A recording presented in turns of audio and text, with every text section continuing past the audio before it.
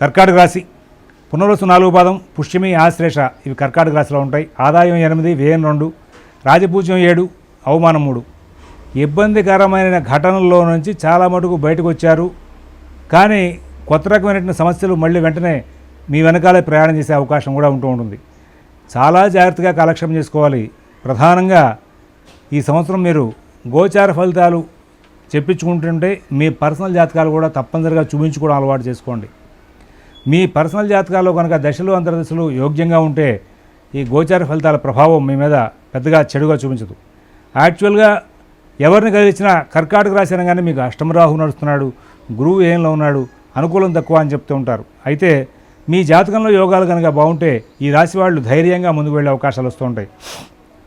మరి ప్రతికూల వాతావరణం మరి ఎక్కువగా ఉంటుంది. ప్రతి విషయంలోనూ చికాకు పడే అవకాశం వస్తుంది.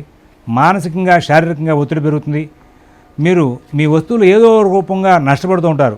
కొన్నిసార్లు ఎక్కడైనా ప్రయాణంలో వదిలేసుకోవచ్చు, చౌర్యానికి గురవచ్చు, ఏదో విధంగా ఇబ్బంది పడే అవకాశం వస్తుంది. మరి పుణ్యక్షేత్ర సందర్శన నిమిత్తంగా ప్రయాణాలు ఎక్కువ చేసే అవకాశం వస్తుంది.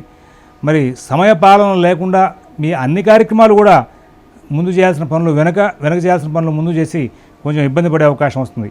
అలాగే మరి కుటుంబ విషయంలో పిల్లలకు మీకు మానసికంగా సయోధ్య కుదరదు. అలాగే పెద్దవాళ్ళ యొక్క ఆరోగ్య విషయంలో కూడా కొంచెం చికాకులు ఉండే అవకాశం వస్తుంది.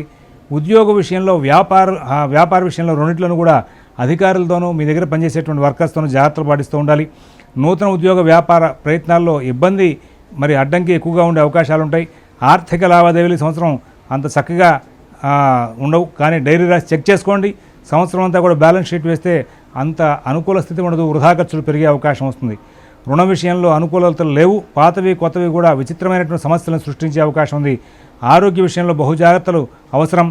పెద్ద ఇబ్బంది ఉండదనే అయితే మంచి వైద్యం దొరికే అవకాశం వస్తుంది. ప్రతి విషయంలో ముందు జాగ్రత్త చర్యలు తీసుకోవాల్సిన అవసరం ఉంది. విద్యార్థులకు మే నుండి పూర్తిగా బుద్ధి స్థిరం తప్పే అవకాశం వస్తుంది. విద్యా వ్యాసంగం కంటే కూడా ఇతర వ్యవహారాల మీద దృష్టి కేంద్రీకరణ బాగా పెరుగుతుంది. జాగ్రత్తగా వ్యవహరించాలి.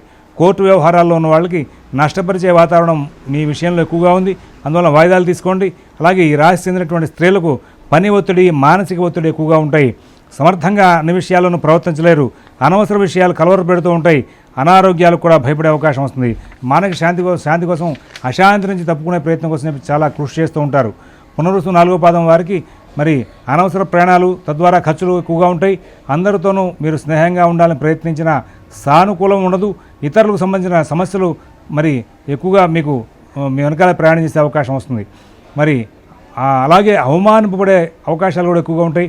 శుభకార్య ప్రయత్నాలు తేలిగ్గా పూర్తి చేసుకునే అవకాశం వస్తుంది. బహు జాగ్రత్తలు తీసుకోవాలి.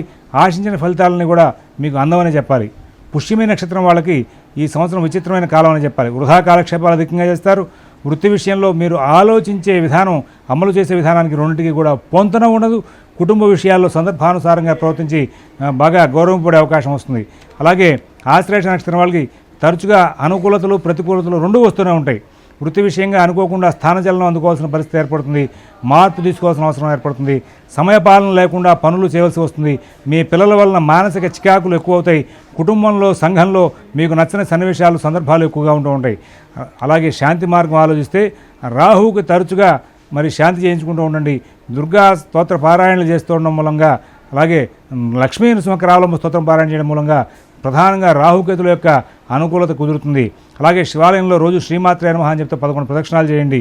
గురు రాహుకేతులకు జపం, దానం తప్పనిసరిగా చేయించుకోండి. 3 ముఖాల రుద్రాక్షను ధారణ చేయడం మూలంగా మీకు చాలా మంచి ఫలితాలు వచ్చే అవకాశం ఉంది.